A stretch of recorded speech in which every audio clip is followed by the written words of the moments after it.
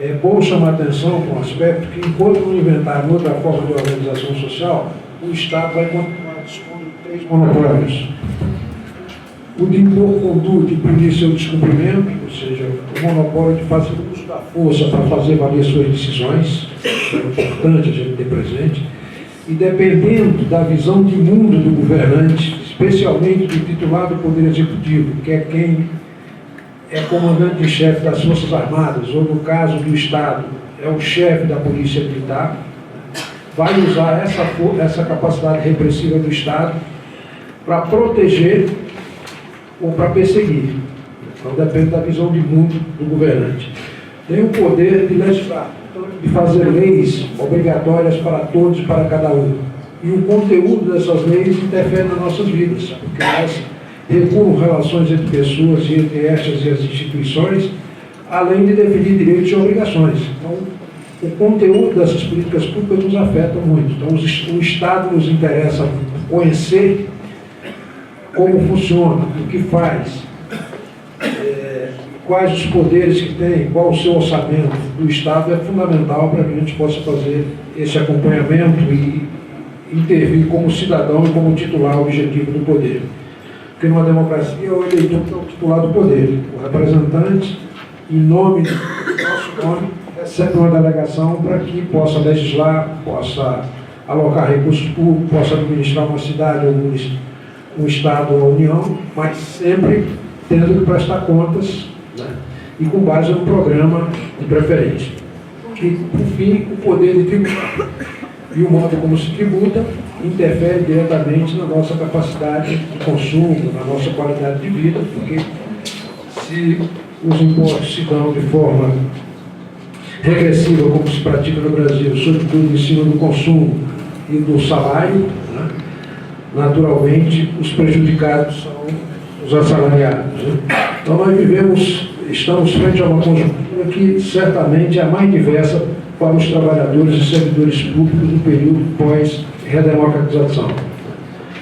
E precisamos, portanto, compreender muito bem o que está como pano de fundo desse ambiente. Eu não vou me alongar muito listando aqui os fatos que levaram à situação atual, como, por exemplo, as manifestações de junho de 2013, né, a polarização e as contradições da eleição de 2014, a recusa da oposição a reconhecer a presidente eleita na época, né, a eleição de Eduardo Cunha para presidente da República em 2015, a efetivação de Michel Temer em substituição a Dilma com a nova pauta, com a mudança de paradigma, isso tem relação direta com o que a gente vive hoje, né, e principalmente, recentemente, a eleição do Jair Bolsonaro.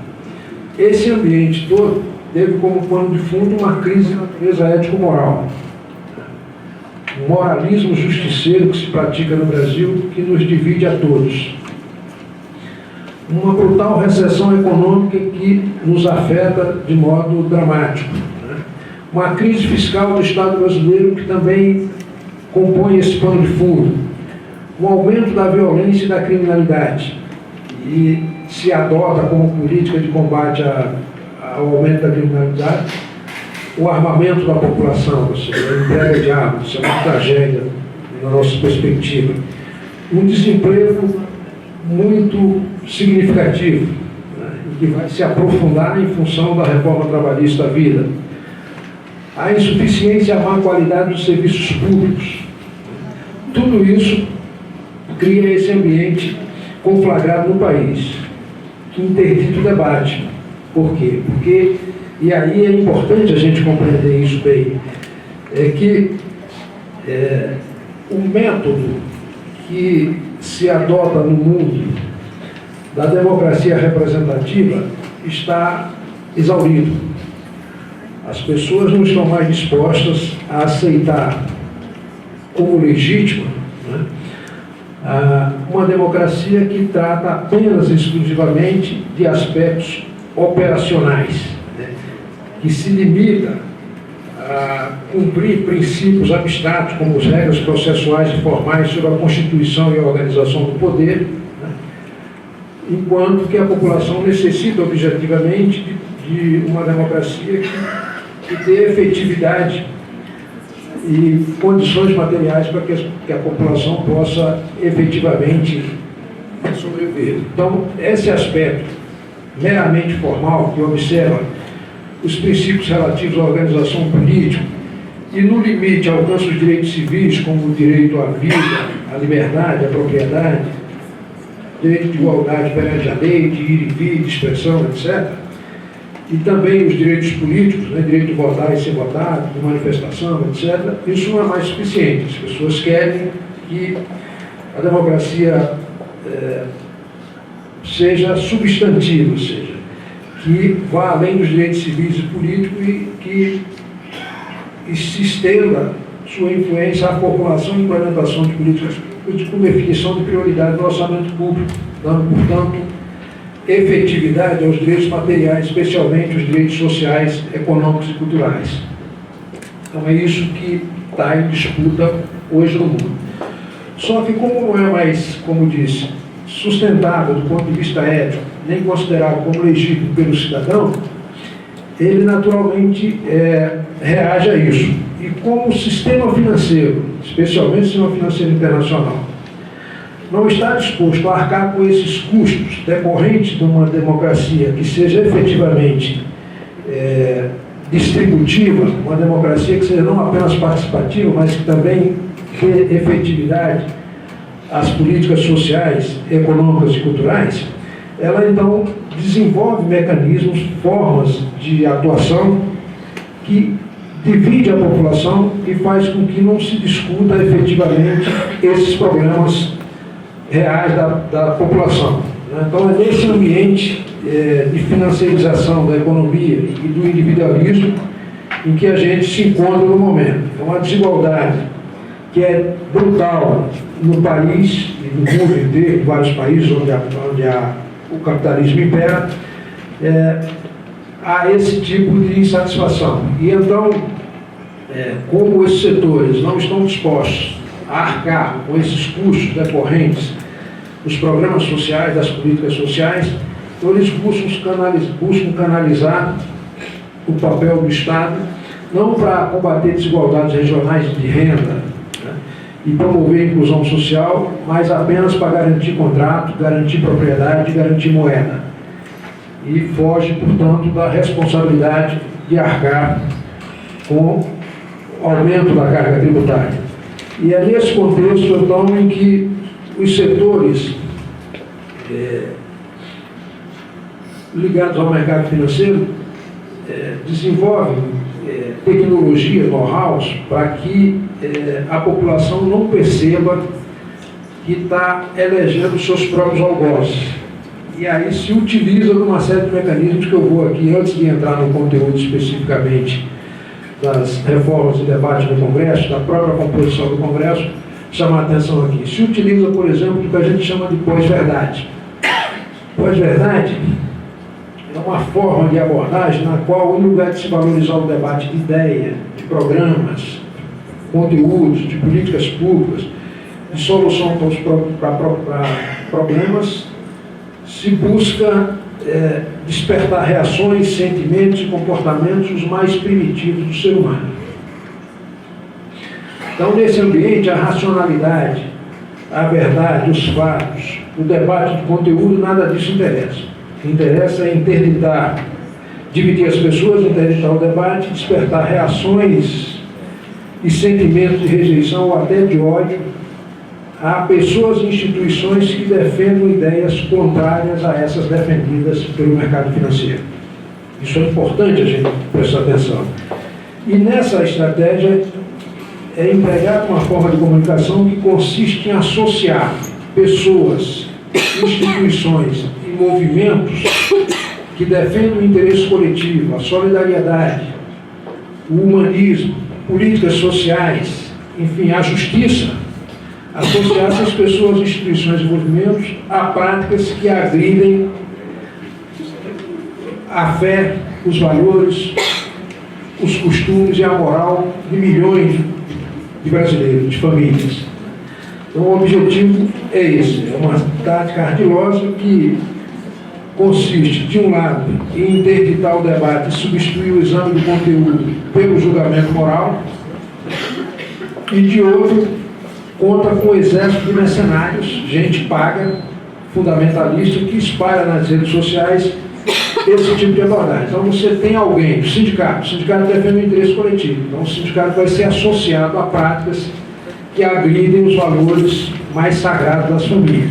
Então se associa o sindicato à defesa de práticas, comportamentos, etc., que agridem o comportamento da família. Então, por exemplo, agora os sindicatos estão sendo apresentados como aniversário do conjunto de reformas que, no discurso governamental, portanto, de mercado, são reformas sem as quais seria impossível manter as políticas públicas para aqueles mais necessitados. Então, vai dizer que o sindicato é um adversário desse processo, portanto, vai buscar deslegitimar o sindicato. Então, é uma narrativa que ela tem por objetivo determinar o que vale e o que não vale a partir do autor do discurso. E, curiosamente, o único ator que recebe um carimbo, que coloca em conflito com a sociedade, é aquele ator que defende o interesse coletivo. Então, vê-se claramente o que está por trás desse processo. Isso é muito fácil de verificar. Nós tivemos agora uma campanha eleitoral que todos vocês acompanharam, puderam ver. Um dos candidatos que foi eleito presidente da República fazia um diagnóstico absolutamente preciso dos problemas brasileiros. Mostrar que tem violência, criminalidade, desemprego, má qualidade do serviço público, corrupção, etc. Mas, em lugar de apontar a solução para esses problemas, ele aponta um suposto culpado. E a população, com sede de vingança e vítima daqueles problemas, se revolta com aqueles supostos responsáveis pelo seu problema e deixa de resolver o problema objetivamente, ou de cobrar uma solução para esse problema de modo objetivo. É uma forma de fazer com que as pessoas se envolvam num processo de disputa de natureza moral e deixe em segundo plano o debate da ideia, dos problemas, das soluções, etc. Isso acontece no Brasil e acontece em outros países. Os Estados Unidos também tem essa prática. Agora, os democratas, o Partido Democrata dos Estados Unidos, na eleição do ano passado, que renovou o mandato do parlamento, conseguiu neutralizar isso de modo objetivo. Como é que conseguiu? Conseguiu fazendo o seguinte: bom, no partido, nenhum candidato menciona qualquer proposta que venha do Trump. Então, falar de marcha dos imigrantes, falar da política de imigração, falar de muro lá na fronteira com o México, etc. Nada disso faz parte da nossa pauta, do nosso debate, do nosso ideário. Vamos focar única e exclusivamente naquilo que interessa ao povo americano e particularmente ao trabalhador americano. E centrou a campanha em 3 pontos. No aumento do salário mínimo, que lá é por hora, o valor da hora do salário mínimo. Na educação, que as pessoas, os jovens estão profundamente endividados, e a proposta era de fazer um planejamento capaz de permitir que ele pague com algum tipo de anistia, com parcelamento mais generoso, e na questão da saúde. E graças a isso eles conseguiram maioria no parlamento, mesmo estando em disputa apenas metade das vagas. Então, é uma forma de fazer esse enfrentamento. E aí, é importante, eu queria apenas citar mais um dado a respeito disso, para que a gente reflita bem a respeito desse tema. E é o seguinte, essa divisão que existe hoje na sociedade brasileira,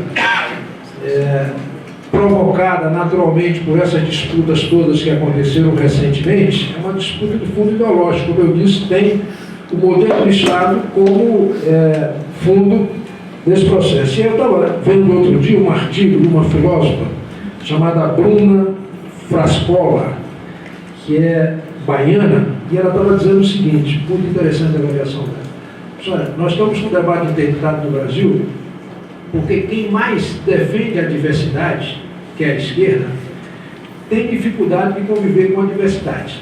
E aí ela diz o seguinte: Nós fazemos julgamento moral a partir de dois critérios, nós, a esquerda: da igualdade e da liberdade. A maioria das pessoas faz julgamento moral a partir de uma série de outros valores. Considera a liberdade, a igualdade já tem uma diferença, porque quem está à esquerda do espectro político entende que a cada um é devido segundo sua necessidade.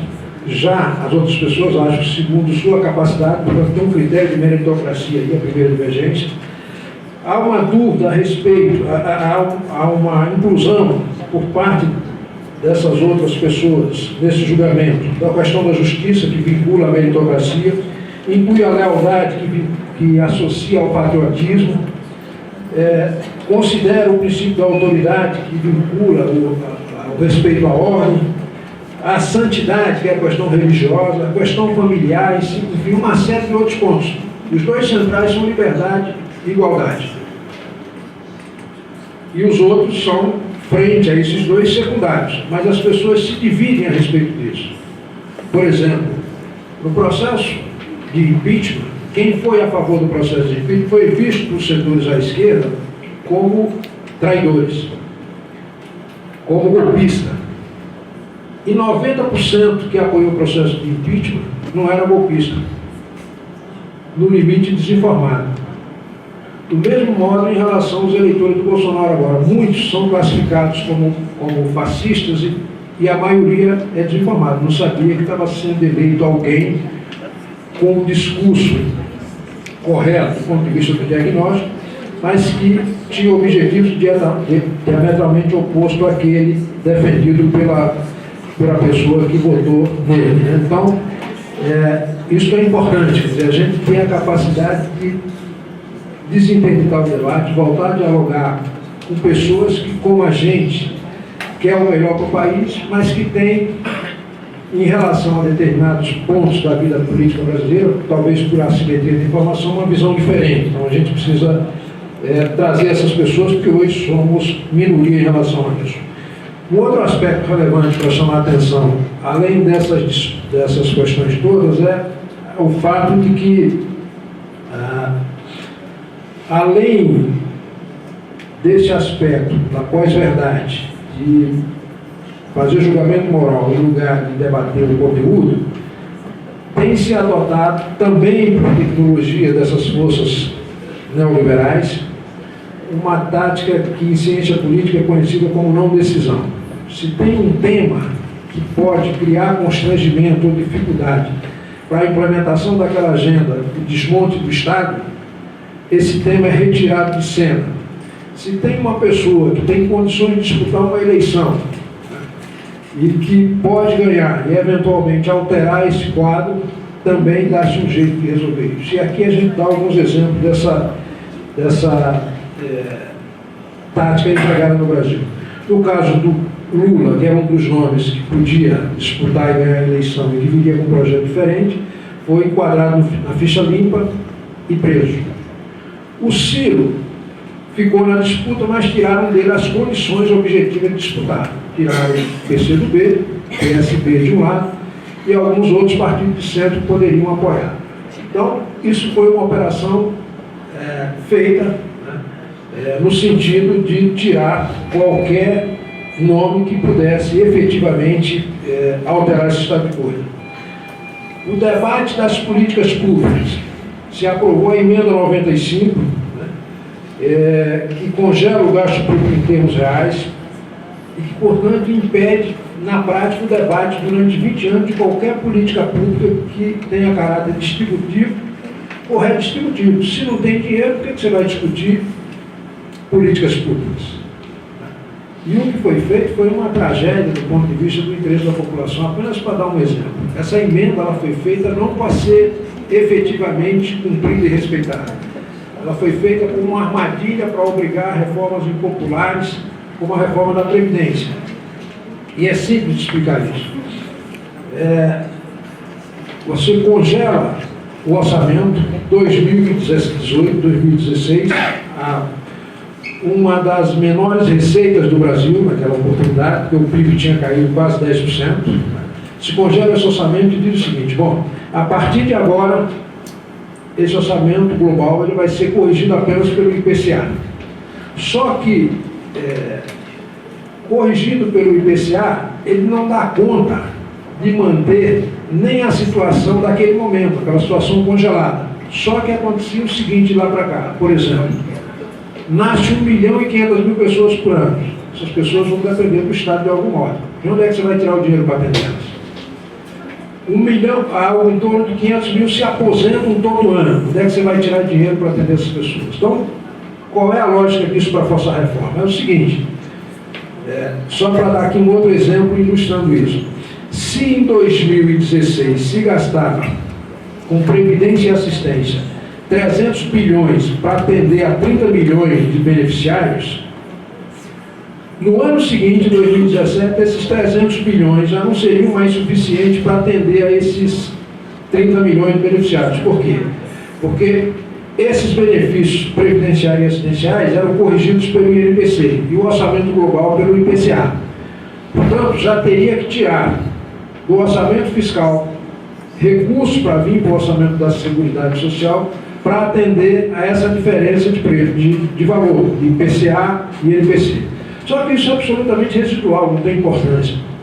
Mas se a gente agregar 500.000 novos aposentados e botar uma faixa de 2 salários mínimos por cada aposentado, nós vamos ter 1 milhão de salários mínimos por ano, por mês, ao longo de 13 meses, avançando sobre um orçamento congelado. Qual é o orçamento que suporta? Isso anualmente, 2016, 2017, 2018, 2019. E aí vai ficar muito evidente o crescimento da despesa previdenciária. E aí a população que está perdendo determinado serviço, porque o benefício previdenciário é obrigatório, ele tem que ser pago, então vai ter que tirar de outro lugar, vai ter que ter da política de mobilidade, de educação, de saúde, de segurança, etc. E as pessoas que seriam beneficiárias dessas políticas vão naturalmente exigir que se resolva o problema. E o problema para elas, que está sendo apresentado, é a previdência, que está crescendo a despesa. É uma indução, porque na verdade não é a previdência, é o congelamento e a desvinculação da receita e da despesa. Então há toda uma estratégia nessa perspectiva. A reforma trabalhista, por exemplo, ela foi aprovada, 10 meses depois de aprovada, mandaram arquivar todos os projetos que modificavam essa reforma, apresentados anos ou depois, exatamente para não ter matéria-prima para trabalhar. A emenda, a reforma da Previdência do Temer, graças ao trabalho dos servidores públicos, dos trabalhadores rurais, ia ser rejeitada.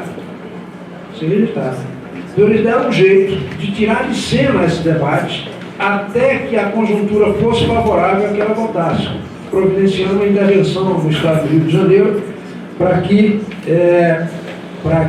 a matéria ficasse suspensa até a população perceber, entre aspas, que o problema era a Previdência, tem que fazer a reforma da Previdência, senão não vai ter uma outra política pública.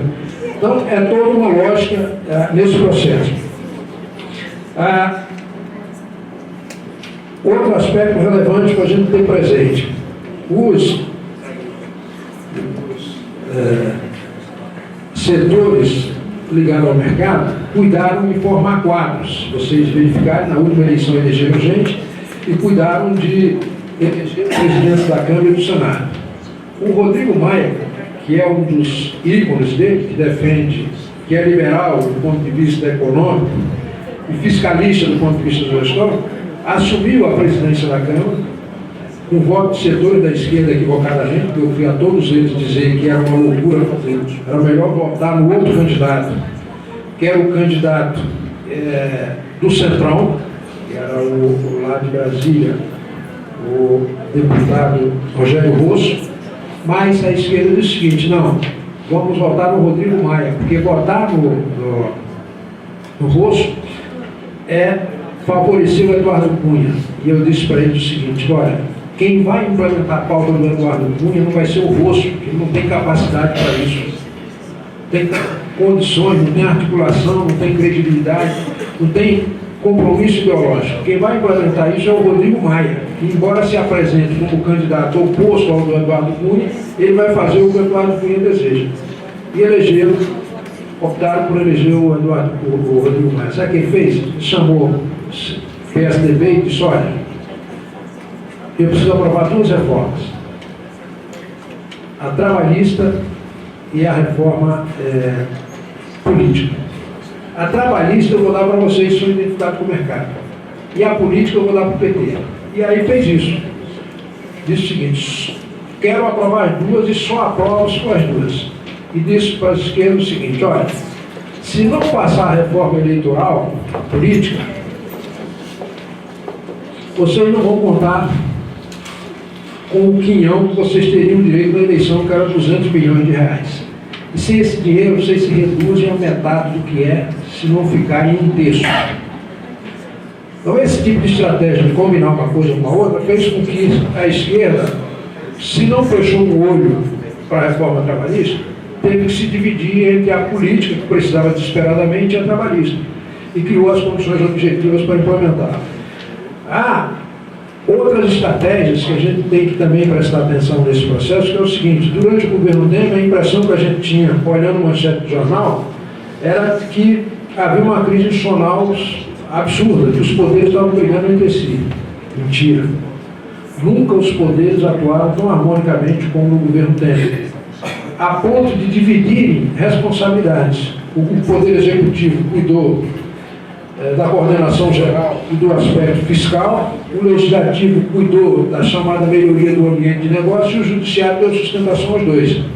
Só para ilustrar isso, o Executivo, que cuidou da agenda, portanto, do corte da despesa e de aumento de receita, uma receita extraordinária, nunca aumento de receita permanente, né?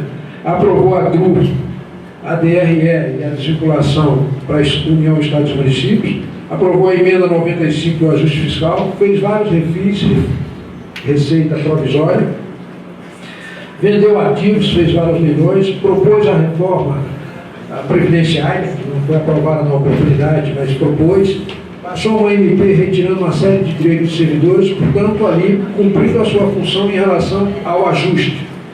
O Legislativo, por sua vez, cuidou da chamada melhoria do ambiente de negócio, buscando rever vários marcos regulatórios. Já aprovou a terceirização generalizada, aprovou a reforma trabalhista, aprovou a retirada da Petrobras como operadora única do pré-sal, fez mudanças em vários marcos regulatórios da área de portos, aeroportos, energia, petróleo e gás, criou o programa de parceria de investimento, né? E o Judiciário deu sustentação aos dois. Uma das primeiras medidas do Judiciário, por exemplo, foi por fim a possibilidade de desaposentação, de um impacto fiscal grande. Julgou constitucional a terceirização, julgou a greve na seguinte perspectiva, modulando a decisão, dizendo o seguinte: greve no serviço público só não terá o direito descontado se for para cumprimento de acordo ou de lei. Ora, se o Estado não tem feito nenhuma lei dando reajuste nos últimos anos e não existe acordo, o que existia na União era por liberalidade, como é que vai conseguir ou viabilizar uma greve legal? Então criaram as condições ali para impedir a greve. Então eu estava ouvindo aqui que tem instâncias aqui no município que devem ser preservadas, porque esses espaços de diálogo são fundamentais. Então você faz um tipo de acordo, algum pacto, que pode justificar a greve para o cumprimento disso sem desconto dos dias paralisados. Se você não tiver um acordo, uma pauta, algo que você possa cobrar, não tem como fazer isso. Então, esse é o ambiente que a gente se encontra, né?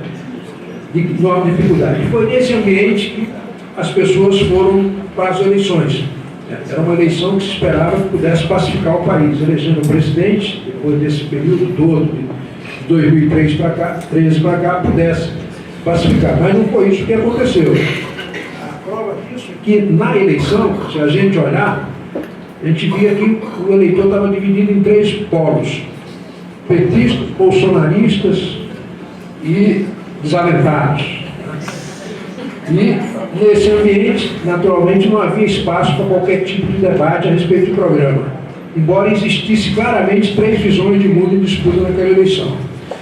Existia uma visão de Estado de proteção social, representada pelos partidos de esquerda, que tinham candidaturas próprias, PT, PDT e PSOL, uma visão liberal fiscal representada pelos partidos de centro, centro-direita, PSDB, MDB, Podemos e Novo, e uma visão que combinava o aspecto liberal fiscal com o aspecto penal, que era o caso do Bolsonaro.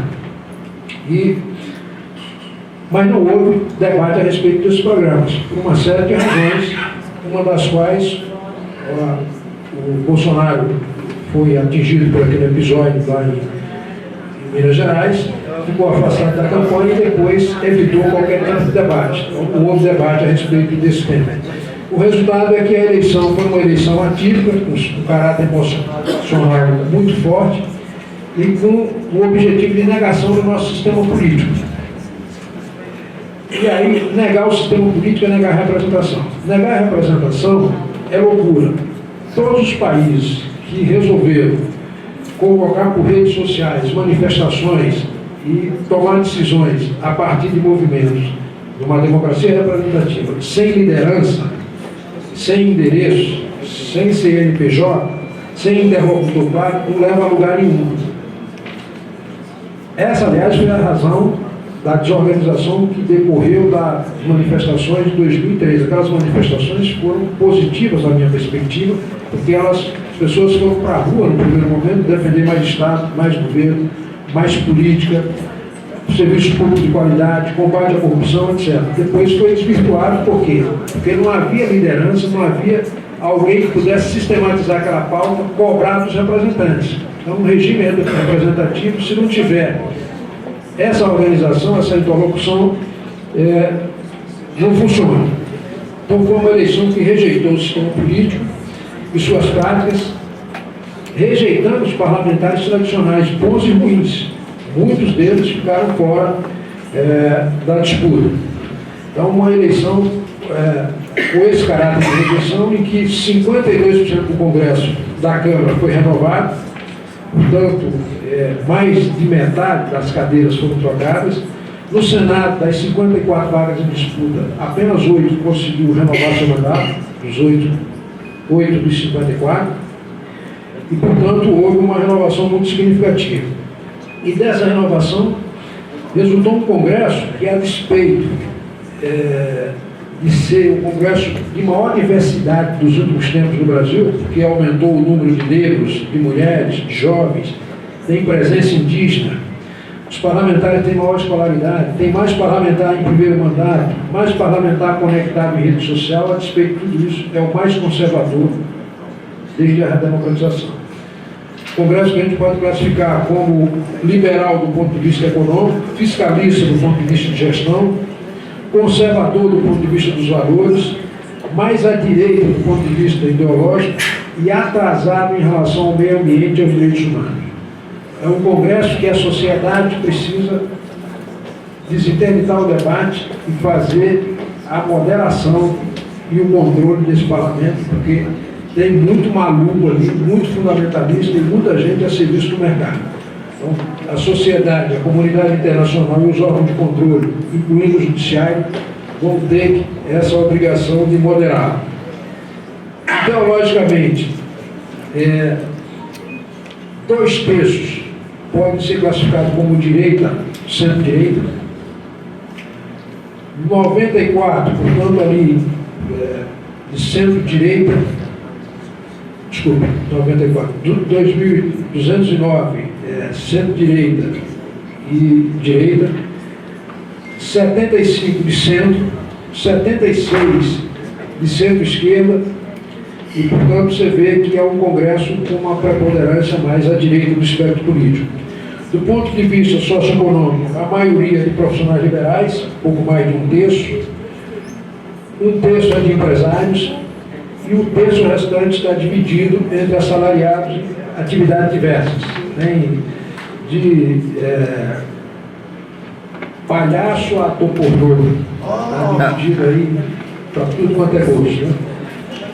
Agora, é um Congresso que, do ponto de vista de agenda, ele é muito identificado com essa agenda, como eu disse, liberal e fiscal, que uma parcela do governo representa isso. Então, esse governo que está aí, nessa relação com o Congresso, ele teria potencial para, sem dificuldade, conseguir apoio de apoio consistente de 255 parlamentares. São partidos que não têm motivo para votar diferente daquela pauta. Porque são partidos conservadores do ponto de vista dos valores e liberal do ponto de vista econômico. Aí você pega ali PSL, PP, PR, DEM, PSD, PTB, PRB, POD, PSC, PHS, PRP, Democratas Cristãos, etc. Esses não têm nenhuma razão para votar diferente da pauta do governo. Não votam porque estão sendo hostilizados pelo governo. Tem um apoio condicionado que pode chegar a 117, que aí são partidos mais ao centro do espectro político, MDB, PSDB, Solidariedade, PPS, Novo, PROS, Avante, etc. E oposição 141. A nossa oposição não tem voto suficiente para... tem voto suficiente sequer para apresentar uma emenda à Constituição. Se quiser apresentar uma proposta de emenda à Constituição, precisa de 172 assinaturas, 172 parlamentares, só tem 141. Não pode propor uma CPI. É pouco. Muito, visto numérico, insignificante nessa conjuntura. Mas não tem agido mais ostensivamente, porque o próprio potencial base do governo tem se encarregado de fazer essa oposição, porque eles não se entendem sendo hostilizados lá com os outros. É um congresso que está organizado em bancadas informais, cresceu a bancada da bala, cresceu a bancada evangélica, a bancada ruralista decresceu numericamente, mas ganhou muita importância nesse congresso, manteve a bancada empresarial muito significativa e a bancada sindical, aqueles que defendem os trabalhadores, despencou, caiu 40% em relação à composição passada. Então, um quadro de muita dificuldade. A gente está sendo beneficiado por essa desorganização, esse bate-cabeça entre eles, mas o risco é que eles rapidamente se entendam. Por isso que é importante que a gente, na sociedade, comece a mostrar claramente o que está por trás desse processo todo, que é o desmonte do Estado do bem-estar social, né? E que a gente busque isso desinterditando o debate. Quando a gente debate a respeito de temas, a gente consegue dialogar. Se fala de previdência, você conversa inclusive com quem você tem divergência ideológica. Então, trabalhar, focar exatamente nos temas, nos assuntos e mostrar que essas reformas, do modo como estão sendo feitas, sem a calibragem necessária, elas transferem renda dos mais pobres para os mais ricos. Elas não combatem privilégio, coisa nenhuma. É uma narrativa apenas para viabilizar o desmonte do Estado.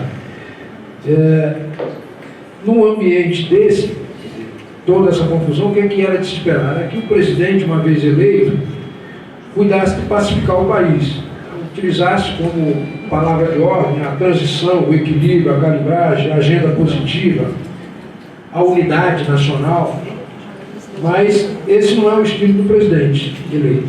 Esse presidente cresceu politicamente porque sempre teve um inimigo. Ele não vive sem uma polêmica, sem um conflito, sem um inimigo. Não é da natureza dele conciliar, compor, dialogar. É fazer enfrentamento, desqualificar adversários. Então, a busca do consenso não está no horizonte. A crítica, a chamada velha política, por exemplo, é uma agressão à potencial base dele. Então, isso cria um ambiente muito difícil. E esse governo, ele falha muito na comunicação. E até quando acerta, dá a impressão de que errou, né? Então, faz um uso inadequado das redes sociais. Rede social não é para questões de governo. Né? E tem um diagnóstico muito ruim, isso é bom a gente prestar atenção, muito ruim, em relação ao papel do Estado. Então, o diagnóstico e o prognóstico do governo, que o governo faz do Estado, é de que o Estado está associado à corrupção. Então, tudo que parte do Estado é corrupto. O Estado custa mais caro do que o setor privado, portanto, adquirir um bem, produto ou serviço do setor privado é mais barato do que fazer no próprio Estado. Ele vê o Estado como perdulário, que gasta mal, e acha que o Estado está totalmente aparelhado pela esquerda. Então, ele é um candidato anti-Estado. E vou dizer para vocês, no caso brasileiro, a dependência do povo brasileiro do Estado é muito grande. 48% da renda nacional sai do Estado. 48%. Metade da renda nacional sai do Estado. Pagamento de Bolsa Família, seguro-desemprego, auxílio, assistência social, aposentadoria, salário de servidor, etc. Uma série de programas sociais de distribuição de renda que mantém a economia girando. E se desmonta esse Estado, se desaparece 49% da renda, como é que a população vai sobreviver? O mercado não vai dar conta de fazer. E o prognóstico desse governo, em nome do combate à corrupção e em nome do controle do gasto público, é reduzir a máquina pública, reduzir a presença do Estado no fornecimento de bens, na prestação de serviços nos programas sociais, reduzir a regulação e o controle e também a fiscalização e, entre aspas, expurgar do aparelho do Estado a esquerda. Eles chamam de adversário no interno. Então, tem uma visão completamente negativa de confronto, de negação. Não é uma coisa para construir, é fazer um acerto de contas com o passado. Então isso é muito ruim, porque vai privar, se prevalecer essa ideia, e ela pode prevalecer se a gente não tiver o discernimento de se transformar em maioria, né? Conversar com essas pessoas que deixamos de conversar por coisas menores, porque isso vai afetar os mais vulneráveis que dependem do Estado. Muitos dependem, né? E pode levar também à negligência do setor privado no cumprimento de obrigações fundamentais. Se com o Estado presente fiscalizando na área de meio ambiente, se consegue ver um episódio como aquele lá de Brumadinho, o sujeito tem 14 bilhões no cofre, precisava de 50 mil reais para impedir aquela tragédia. Não fez com o Estado pressionando, imagine sem o Estado fiscalizando, vai haver uma omissão enorme. Na área trabalhista também, se não houver uma ação ostensiva nesse sentido, o governo vai brevemente divulgar uma mudança nas normas regulamentadoras na área de segurança e medicina do trabalho. Então tem várias NRs que são fundamentais para proteger o trabalhador, que vão liberar geral, se não houver, naturalmente, uma reação. E, além disso, é um governo que está estruturado de modo muito complicado de a gente atacar claramente ou fazer uma oposição consistente para o governo, porque está dividido em núcleo. Ele tem um núcleo ideológico, cultural, do qual fazem parte o presidente, seus filhos e alguns ministros, e o bruxo lá dos Estados Unidos, o Olavo Carvalho, que o objetivo é atrair a esquerda, atrair a mídia, atrair os intelectuais para um debate que não vai se materializar no Brasil, que não vai ser implementado, mas que atrai enquanto as outros núcleos do governo implementam as suas medidas. Então tem o núcleo jurídico, policial, militar, tem o Moro e alguns militares que têm o objetivo de instituir o Estado policial no Brasil, institucionalizar aquela onda moralista persecutória, né? E que atende à classe média brasileira em grande medida, que atribui a sua piora nas condições de vida à corrupção, à ausência de combate à corrupção. E isso é complicado, porque aqui eu queria até fazer um parênteses para dizer o seguinte: se atribui ao governo anterior ao do Michel Temer, os governos do PT, a suposta degradação moral do Brasil. Agora, é importante a gente ver o seguinte: era possível verificar no Brasil se havia ou não degradação moral anteriores àquele governo, sem as leis que foram feitas naquele período? Eu vou citar aqui algumas. Lei da ficha limpa, considero a vida pregressa dos candidatos. Lei Geral de Acesso à Informação, que obriga o Estado a disponibilizar todos os seus arquivos, todas as informações de interesse da sociedade. Transparência absoluta. Sabe-se quanto ganha cada servidor, sabe-se quanto se paga a título de qualquer coisa, o que o palácio consome, etc. Lei de delação premiada. Não existia essa lei no passado, que permite que o integrante de uma quadrilha possa dedurar ou entregar os seus compasses em troca de redução de pena. Lei de responsabilização da pessoa jurídica. Não existia isso no Brasil. Você tinha a figura do corrupto, mas não tinha do corruptor. Era como se você tivesse uma legislação para punir o usuário de droga, mas não tivesse para punir o traficante. Se permitiu a votação aberta na apreciação de vetos na cassação de mandatos. Se permitiu um rito célere para identificar abuso de poder econômico em eleição, sufrágio. Tudo isso jogou luz na relação Estado-sociedade, Estado-mercado. E aí passou a ficar muito mais fácil descobrir qualquer desvio de conduta. Se retirou de CPIs uma série de atribuições que eram exclusivas delas e se passou para os órgãos de controle, Polícia Federal, Ministério Público, TCU, etc. Essas instituições, sem essas leis, não teriam condições de descobrir 5% do que descobriram.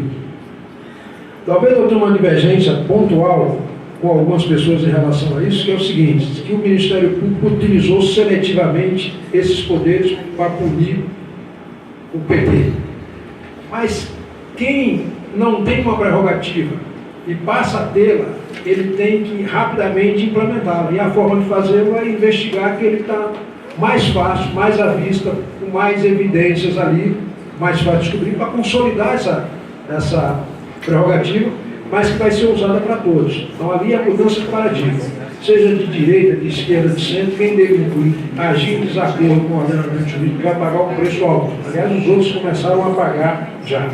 Então é nesse ambiente que é muito difícil. Enquanto esse núcleo cultural tem o objetivo de chamar a atenção, ou fazer uma nova diversionista, o núcleo econômico, que tem por objetivo implementar essa agenda liberal e fiscal, está operando, e o núcleo jurídico, policial, militar. Então é nesse ambiente todo que se discute essa agenda de reformas do governo. Então a reforma administrativa está em curso, em formulação, ela é objetiva, no caso dos servidores, flexibilizar a estabilidade do emprego, vão instituir mecanismo de avaliação de desempenho para efeito de dispensa. Dispensa por insuficiência de desempenho. Já tem projetos em tramitação lá no Congresso com essa perspectiva. Reestruturação de carreiras no serviço público, no plano federal, com horizontalidade. Pessoal, verticalidade. Quer dizer, você ingressa numa carreira e pode ser alocado para outra. Então, uma hipótese de você ser contratado num cargo e não ter o pessoal em outro órgão ser alocado para lá.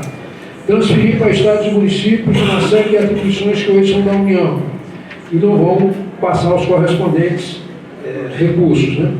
Proibição ou redução drástica de concurso, ampliação da terceirização e, de modo geral, particularmente no serviço público. Então,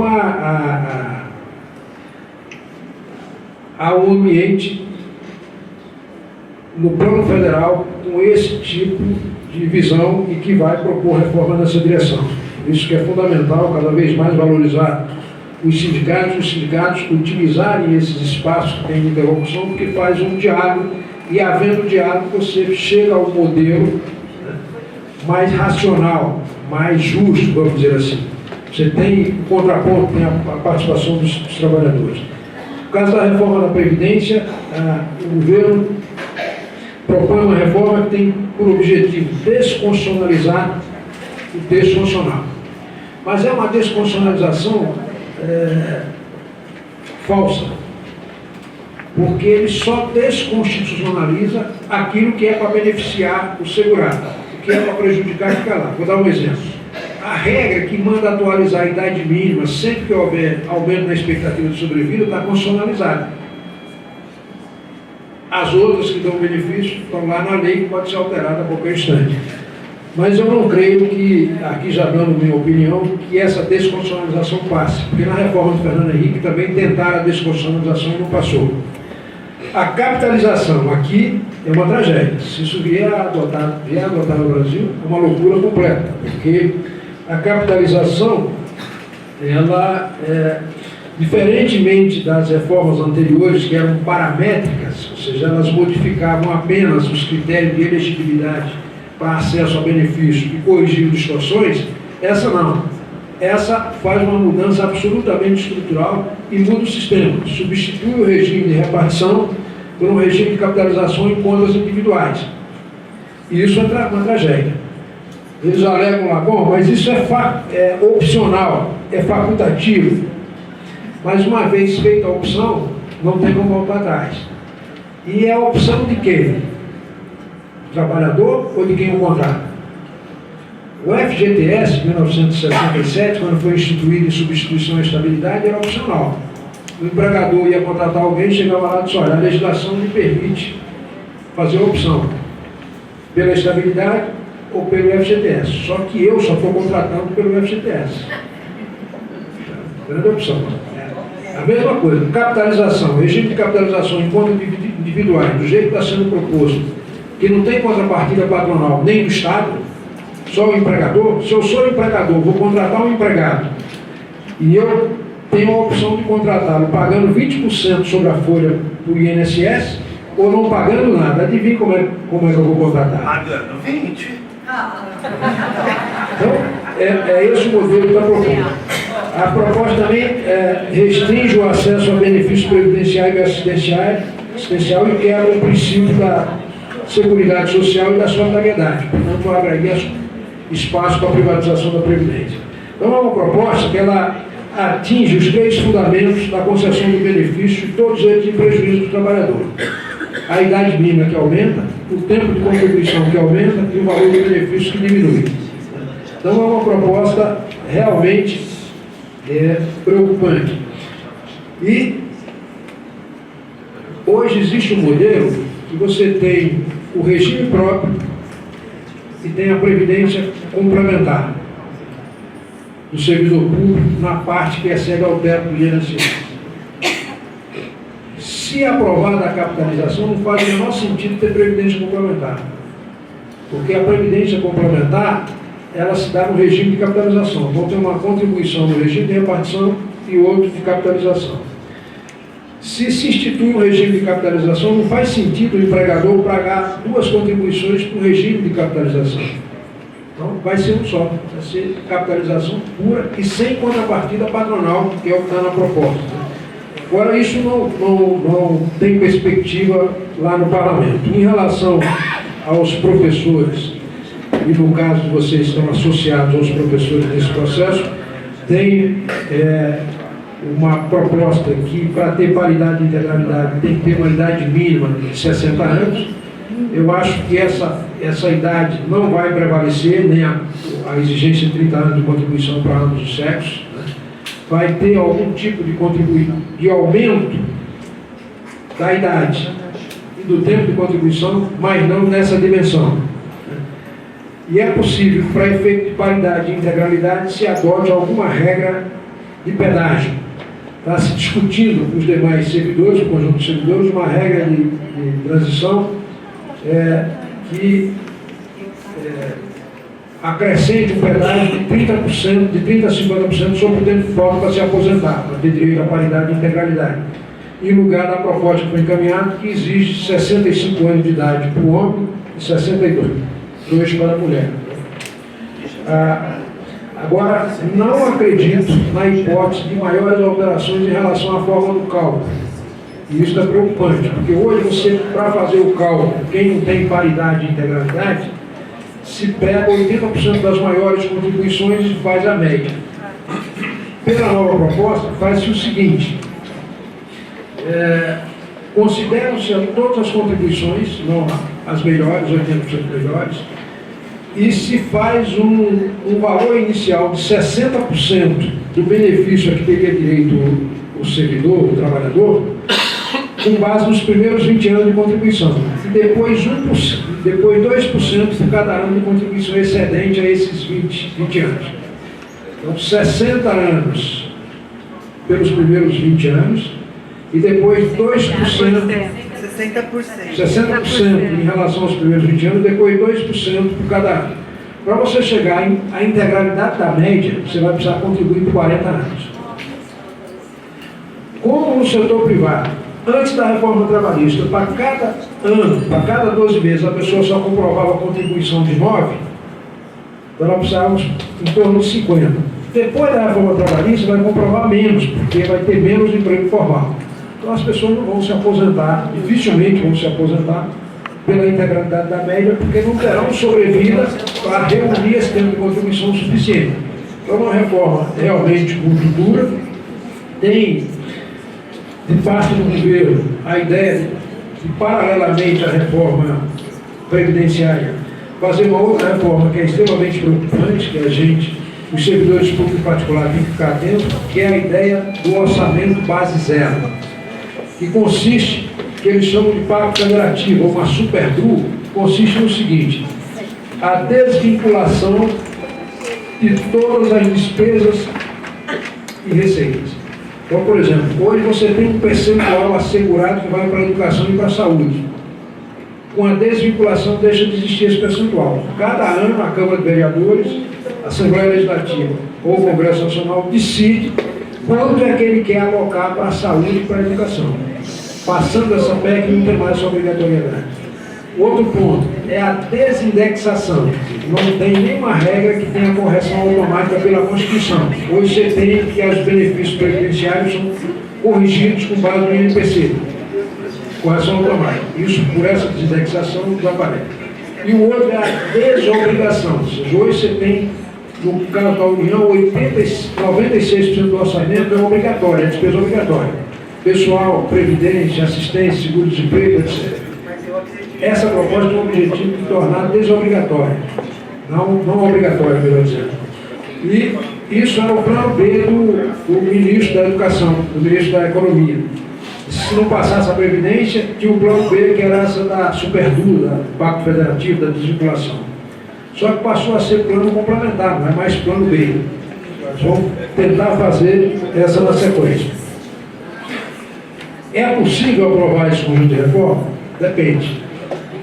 Depende, em relação ao conteúdo, da calibragem e da razoabilidade dos textos propostos. Em relação à sociedade, da capacidade de resistência pelos trabalhadores, pelos afetados pelas reformas.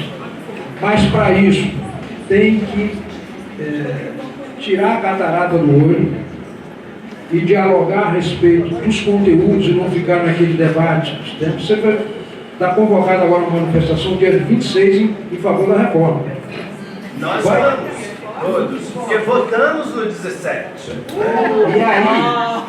E aí, nesse processo, a favor da reforma, as pessoas não dialogaram, não têm a menor ideia, quem está aí não tem a menor ideia do que essa reforma significa para ele próprio, do ponto de vista da desconstrução do seu direito, das suas perspectivas. Né?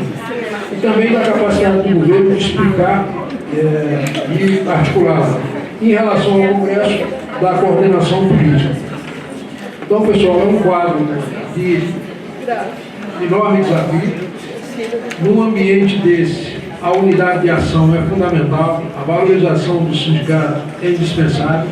Tudo que se puder fazer por diálogo é melhor do que ir por enfrentamento, porque a conjuntura é adversa. Você vai no diálogo, você consegue interlocução, você consegue conversar a respeito dos conteúdos, consegue ponderar excessos e consegue adiar decisões ou amadurecer essas decisões de tal modo que elas não sejam tão descalibradas, tão irresponsáveis como estão sendo propostas atualmente.